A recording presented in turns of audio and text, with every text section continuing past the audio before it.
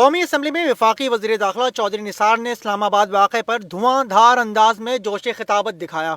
चौधरी साहब ने इंकशाफ किया कि F8 कचहरी में होने वाले दहशतगर्द वाक़े में जज रफाकत अवान अपने ही सिक्योरिटी गार्ड की फायरिंग से जाँ बहक हुए। गार्ड की उंगली ट्रिगर पर थी, खुद कुछ धमाका हुआ तो घबराहट में उससे गोलियां चल गईं। उनके जो गार्ड थे वो उन्होंने टेक लगा दी दरवाजे के साथ और अपना पिस्तौल निकाल लिया और जो बहुत बड़ी उन्होंने बेवकूफी की, पिस्तौल ट्रिगर पे उन्होंने अपनी उंगली रख ली।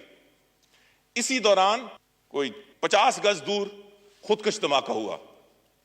वो इतना ऊंचा था कि ये घबरा गया या इनएडवर्टेंटली इससे 3 फायर हो गए। वो फायर जज साहब को लगे और बदकिस्मती ये है कि जज साहब अपने ही गार्ड, उनकी पोस्टमार्टम रिपोर्ट पे कोई क्लैशनकोफ की गोली नहीं लगी, उनको 9mm पिस्टल की लगी है जो उस गार्ड के पास है। चौधरी साहब गार्ड की उंगली ट्रिगर पर थी, बिल्कुल दुरुस्त, लेकिन कचहरी वाक़े में दहशतगर्दों ने गोलियां चलाईं, दस्ती बम भी फेंके। जब अफरा तफरी फैली और भगदड़ मची तो उस वक्त सिक्योरिटी गार्ड की उंगली ट्रिगर पर क्यों न गई?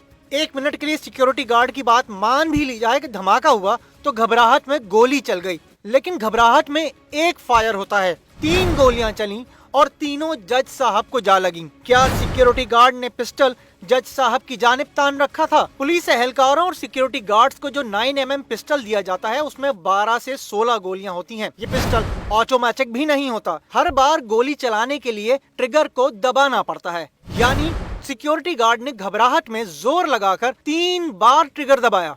चौधरी साहब ने असेंबली में मासूमाना अंदाज में बयान तो दे दिया, लेकिन ये नहीं बताया कि सिक्योरिटी गार्ड से इन सवालात के गिर्द तफ्तीश का दायरा घुमाया गया या नहीं। और सबसे अहम बात यह कि दहशतगर्दी के इस वाक़े में कचहरी में मौजूद दीगर जजेस को उनके सिक्योरिटी गार्ड्स और दीगर अमले ने तहफ़्फ़ुज़ फराहम किया था, लेकिन रफाकत अवान अपने ही महाफिज का निशाना बन गए। कहीं ये महाफिज किसी और के मफादात का तहफ़्फ़ुज़ तो नहीं कर रहा था?